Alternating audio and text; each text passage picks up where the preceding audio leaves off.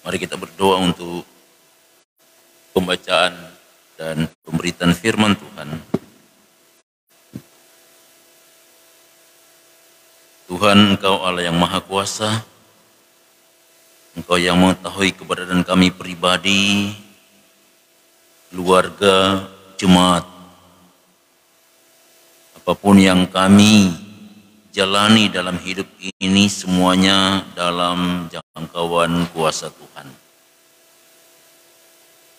Dan Tuhan tahu bahwa perjalanan hidup kami tidak akan sepi dengan tantangan-tantangan, dengan pergumulan-pergumulan.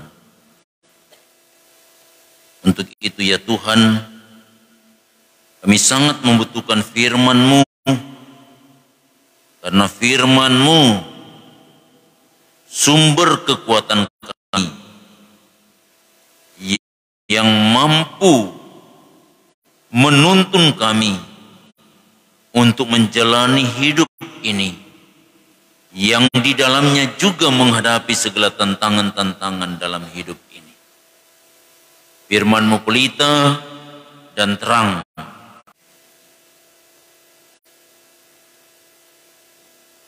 Saudara-saudara yang dikasihi Tuhan, untuk pembacaan Alkitab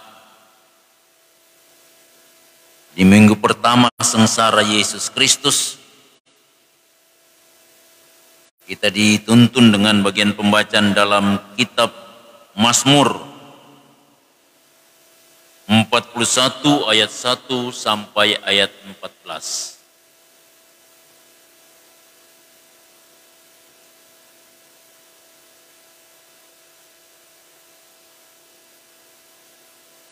Kitab Mazmur 41 ayat 1 sampai ayat 14.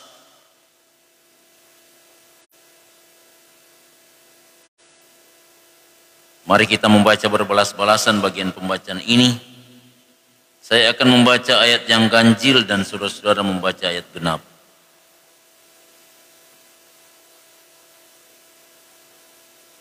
Doa minta penyembuhan untuk pemimpin biduan Mazmur Daud.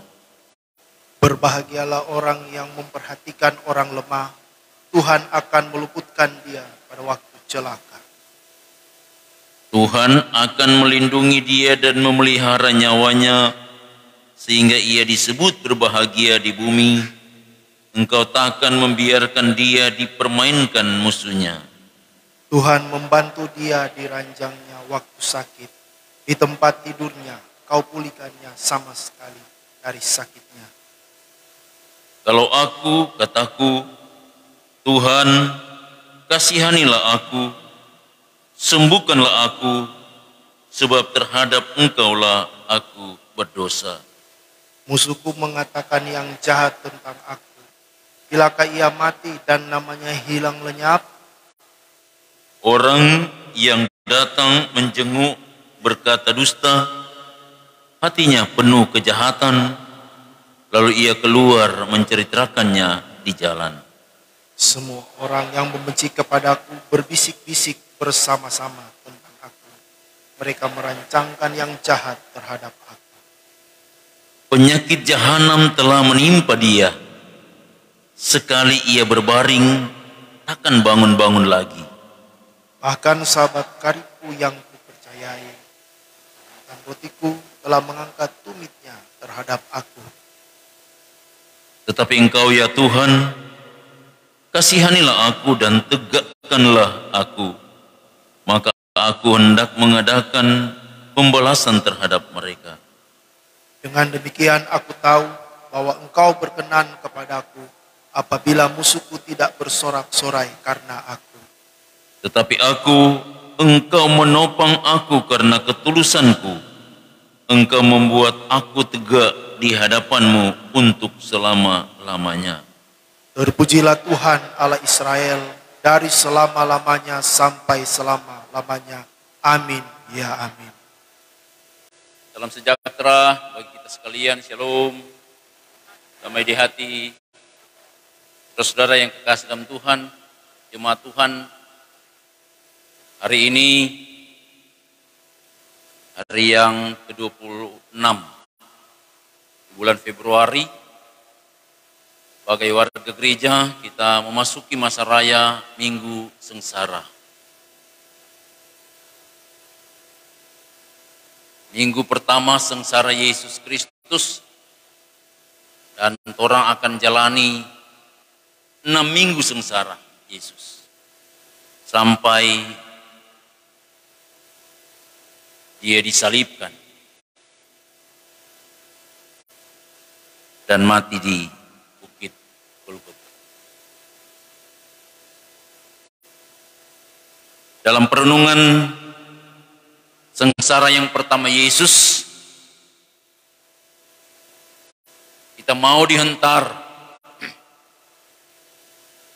untuk ada dalam suatu realita yang tidak bisa ditolak oleh siapapun, di mana hidup ini tidak sepi dari tantangan dan pergumulan. Apalagi kita sudah ada di era yang sangat maju. Kemajuan ilmu pengetahuan teknologi, dengan adanya kompetisi, suatu kehidupan yang terus-menerus berlomba-lomba untuk mendapatkan apa yang dibutuhkan, tetapi juga apa yang diinginkan. Itu menjadi bagian dalam perjalanan kehidupan umat manusia, dalam perjalanan kehidupan orang semua yang hidup di era yang maju.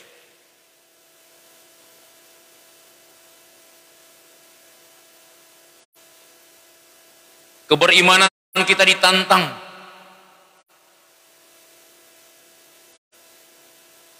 dengan memenuhi kebutuhan hidup. Keberimanan kita ditantang dengan mendapatkan keinginan-keinginan manusiawi.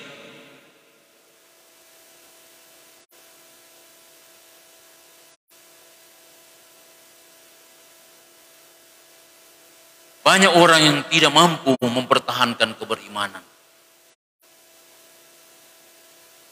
karena kebutuhan hidup, dan banyak orang yang tidak mampu mempertahankan keberimanan untuk memenuhi dan untuk mendapatkan keinginan-keinginan manusia.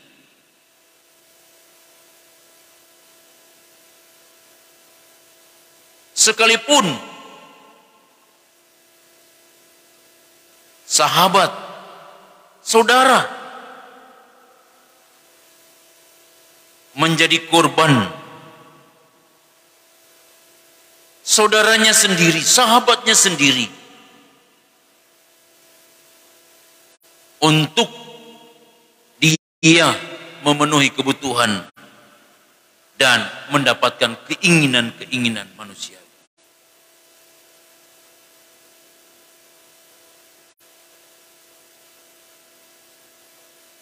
Saudara-saudara yang kekasih dalam Tuhan,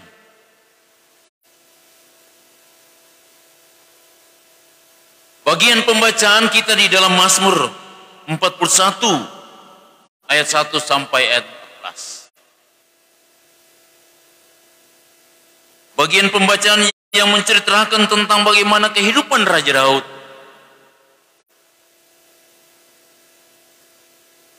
Di mana dia mengakui bahwa dia mengalami keterpurukan, dia ada dalam kelemahan, dia ada dalam keadaan sakit. Itu karena kesalahannya, itu karena dosa yang dia perbuat kepada Tuhan di dalam hidupnya. Sebagaimana yang diungkapkan di dalam ayatnya yang kelima. Kalau aku, kataku, Tuhan, kasihanilah aku, sembuhkanlah aku, sebab terhadap Engkaulah aku berdosa.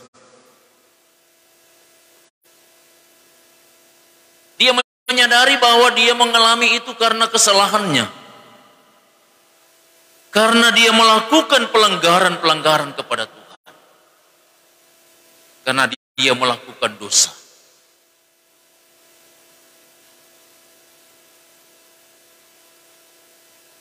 Kemanusiaan yang dominan yang membuat Daud berdosa. Dan tentunya konsekuensi dari dia melakukan kesalahan, dia harus mengalami hukuman. Dan dia sadar bahwa situasi dan kondisinya itu karena kesalahan dan karena dosa. Tetapi sebagai seorang yang percaya kepada Tuhan, sebagaimana yang dia ungkapkan di dalam ayat 1 sampai ayat 4. Hal yang prinsip dia katakan bahwa berbahagialah orang yang memperhatikan orang lemah. Tuhan akan meluputkan dia pada waktu celaka. Tuhan akan melindungi dia dan memelihara nyawanya, sehingga disebut berbahagia di bumi. Engkau takkan membiarkan dia dipermainkan musuhnya. Tuhan membantu dia di ranjangnya. Waktu sakit di tempat tidurnya, kau pulihkannya sama sekali dari sakitnya. Ini hal yang prinsip dalam kepercayaan Daud. Dia katakan memang ketika kehidupan seseorang itu selalu ada di jalan yang dikehendaki Tuhan, maka Tuhan memperhatikan dia. Tuhan menyembuhkan dia dari sakit. Itu sebabnya maka Daud sangat menyadari kesalahan-kesalahan yang dia lakukan, dan dia mau untuk memohon pengampunan kepada Tuhan. Sadar dan datang kepada Tuhan itu merupakan jalan untuk dia dapat menempatkan lagi hidupnya sebagai orang yang percaya, yang mau menjalani hidup menurut kehendak Tuhan. Sehingga keyakinan Daud ini bahwa sekalipun dia mengalami keterpurukan, dia mengalami kelemahan, sakit yang payah, tetapi dia sangat percaya bahwa pengampunan dari Tuhan Allah memberikan kesempatan baginya untuk mendapatkan kesembuhan.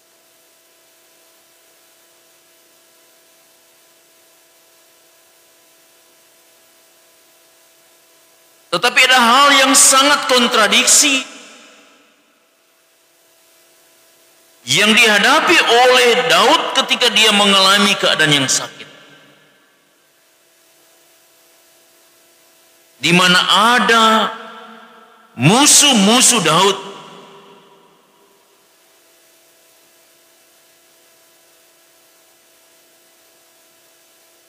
yang sangat menginginkan Daud untuk binasa.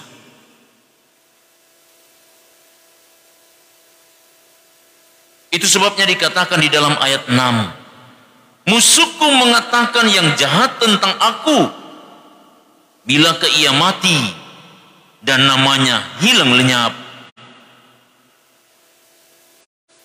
Orang yang datang menjenguk berkata dusta, hatinya penuh kejahatan, lalu ia keluar menceritakan di jalan. Semua orang yang membenci kepadaku berbisik-bisik bersama-sama tentang aku. Mereka merancangkan yang jahat terhadap aku. Penyakit jahanam telah menimpa dia. Sekali ia berbaring, takkan bangun lagi.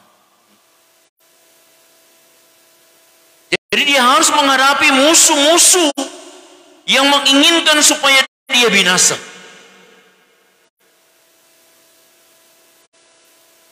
Dan bahkan saudara-saudara, dikatakan dalam ayat 10, bahkan sahabat karibku yang kupercayai, yang makan rotiku, telah mengangkat tumitnya terhadap aku.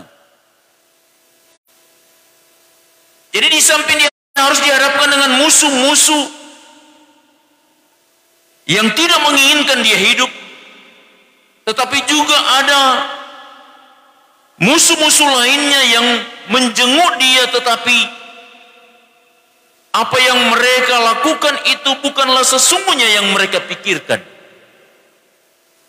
Mereka datang melihat, tetapi ketika mereka keluar di dalam perkataan-perkataan mereka kepada sesama mereka, menginginkan supaya Daud mengalami kebinasaan. Begitupun juga sahabat-sahabat dekatnya, sahabat-sahabat karibnya, juga yang menjenguk dia. Mereka juga melakukan pengkhianatan.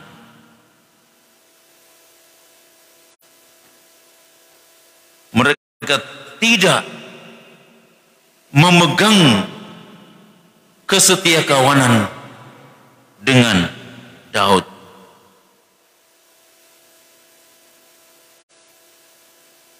Mereka melakukan kejahatan. Ini realita yang dialami. Sebagaimana yang dikatakan oleh firman Tuhan.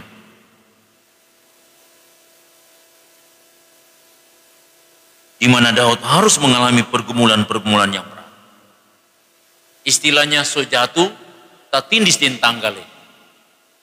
Dia sangat berharap supaya ketika dia jatuh, di mana ada teman-teman sahabat-sahabat karibnya yang datang memberikan support dan bahkan membantu dia. Ternyata tidak demikian. Tetapi keberimanan Daud yang sangat kuat tidak membuat dia menyerah. Sekalipun sahabat-sahabatnya mengkhianati dia, tetapi dia memiliki Tuhan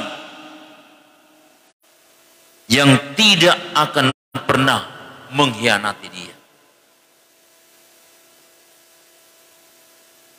Itu sebabnya saudara-saudara, di dalam ayat 11 dia mengatakan, tetapi engkau ya Tuhan, kasihanilah aku dan tegakkanlah aku, maka aku hendak mengadakan pembalasan terhadap mereka.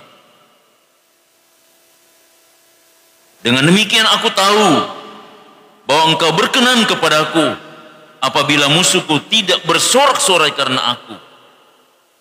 Tetapi engkau menopang aku, karena ketulusanku engkau membuat aku tegak di hadapanmu untuk selama-lamanya. Ini suatu kepercayaan Daud yang dia ungkapkan dalam doanya. Di mana dia menyampaikan suatu permohonan supaya Tuhan Allah mengasihani dia. Tuhan Allah memperhatikan dia. Tuhan Allah melawat dia. Tuhan Allah menilik dia. Tuhan Allah menjamah dia. Sehingga dia boleh menikmati pemulihan. Dan baik musuh-musuhnya maupun sahabat-sahabatnya tidak akan bersorak-sorak lagi karena keberadaan Daud. Dan dia merasakan di mana Tuhan betul-betul melawat dia dan menyembuhkan dia. Dan Daud mengangkat pujian yang luar biasa. Dia katakan, terpujilah Tuhan Allah Israel dari selama-lamanya sampai selama-lamanya. Amin. Ya, amin. Saudara-saudara, bagian pembacaan ini menjadi bagian refleksi dalam kehidupan torang sebagai umat. Di dalam torang menjalani hari-hari hidup, di mana torang harus ada dalam suatu realita di mana torang tidak luput dari tantangan-tantangan, dari pergumulan-pergumulan. Baik itu menyangkut kebutuhan-kebutuhan hidup, lewat segala aktivitas, tugas kerja dan usaha yang kita tekuni. Kadang-kala kita harus mengalami kegagalan-kegagalan. Apakah itu karena kesalahan-kesalahan yang torang lakukan kepada Tuhan, tetapi juga kesalahan-kesalahan torang yang lakukan di tengah-tengah tugas pekerjaan? Ataupun itu torang alami karena ada orang-orang yang tidak menginginkan torang untuk mengalami keberhasilan-keberhasilan dalam hidup? Torang juga harus mengakui kadang-kala torang harus mengalami pergumulan-pergumulan penderitaan menyangkut keberadaan fisik. Kadang-kala torang mengalami kelemahan, kadang-kala torang mengalami keadaan sakit. Dan sementara itu juga torang menemukan orang-orang yang di sekitar kita, di mana mereka yang sangat dekat dengan kita, yang harus dan seharusnya mereka menjadi teman dalam kesusahan, memberikan semangat, memberikan motivasi, tetapi itu tidak kita alami. Justru sebaliknya, kadangkala kita harus diperhadapkan dengan sahabat-sahabat yang mengkhianati kita dalam segala aktivitas, dalam segala tugas pekerjaan, tetapi juga dalam kehidupan-kehidupan yang lain, sebagaimana yang dialami oleh Yesus, yang dibahasakan di dalam nats pembimbing kita pada minggu pertama sengsara Yesus. Ia menjawab, "Dia yang bersama-sama dengan aku mencelupkan tangannya ke dalam pinggan ini, dialah yang akan menyerahkan aku." Ini sebenarnya ungkapan firman yang menunjuk pada bagaimana Yesus dikhianati oleh Yudas Iskariot, orang yang sangat dekat dengan dia, orang yang sangat-sangat dia percayai. Justru Yudas mengkhianati Yesus dengan 30 keping perak.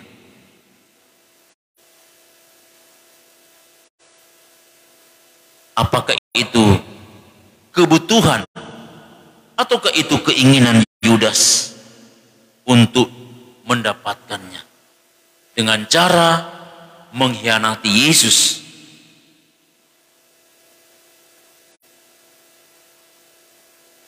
Saudara-saudara yang kekasih dalam Tuhan, oleh sebab itu marilah kita terus belajar dari bagian firman Tuhan Allah ini, di mana lewat bagian pembacaan ini Daud mau mengajarkan bagi kita bahwa kita harus mengakui bahwa kita kadangkala melakukan kesalahan dalam perjalanan hidup yang membuat kita mengalami kesengsaraan dalam hidup. Tetapi dia mengajarkan bagaimana dia menyadari kesalahan itu dan mau datang kepada Tuhan, memohon pengampunan, memohon pengasihan dari Tuhan Allah. Karena ada yang kadangkala tetap saja terus dibelenggu oleh kesalahan, gengsi untuk datang kepada Tuhan, memohon pengampunan, pengasihan. Daud tidak demikian. Padahal Daud itu adalah seorang yang punya kelebihan-kelebihan dalam hidupnya. Orang tahu bersama Daud itu adalah seorang raja. Daud itu adalah seorang yang pintar di dalam menyusun strategi berperang, sehingga dia ditakuti oleh raja-raja lain, dia ditakuti oleh bangsa-bangsa lain. Daud punya segala-galanya.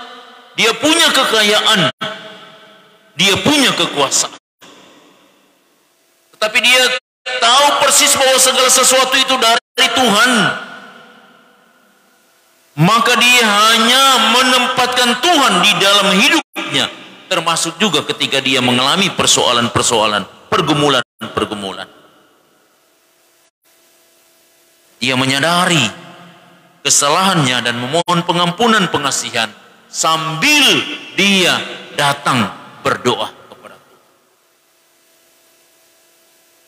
Dia memohon supaya dia boleh mendapatkan kesembuhan, pemulihan, dan dapat untuk menjalankan lagi tugas tanggung jawabnya, sehingga musuh-musuhnya termasuk sahabat-sahabatnya yang berkhianat tidak akan bersorak-sorak lagi dengan keadaan Daud yang dalam keadaan sakit yang berat. Dengan kesembuhan, maka mereka tidak akan menari-nari di atas penderitaan Daud. Justru sebaliknya, mereka akan sadar bahwa Daud punya Tuhan yang mampu untuk melepaskan dia dari kelemahan dan dari keadaan sakitnya.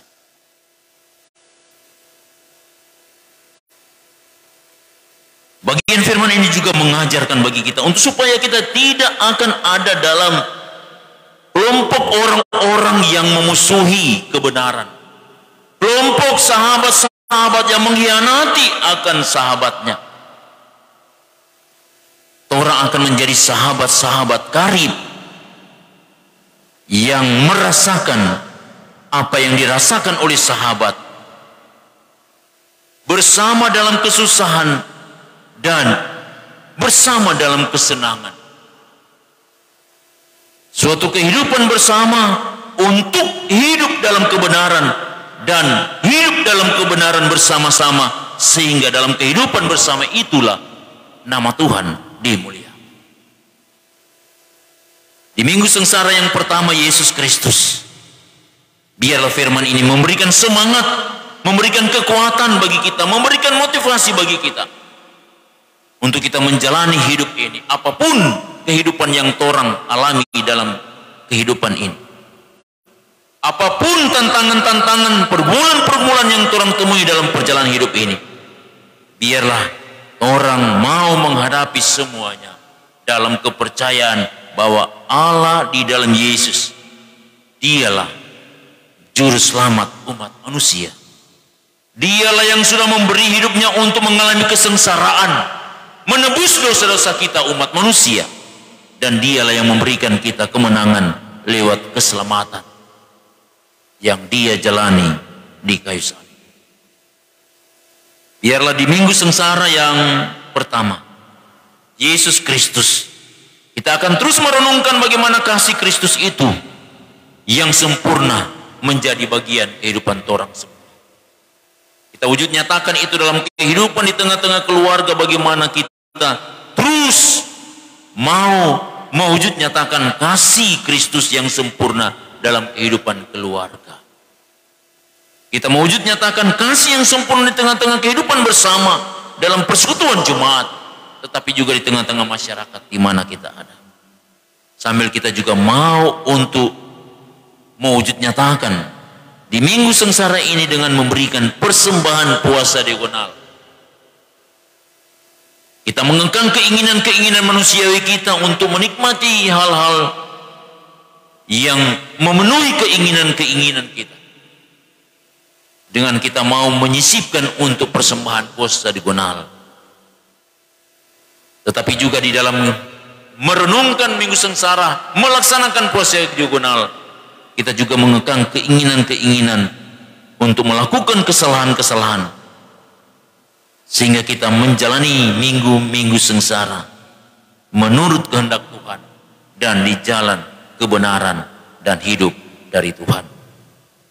Mari kita menjalani masa raya sengsara Yesus Kristus selama 6 minggu ini dengan betul-betul terus mengekang keinginan manusiawi kita untuk kita tampil sebagai pengikut-pengikut Tuhan yang terus memuji dan memuliakan Tuhan. Tuhan Yesus memberkati orang semua. Amin.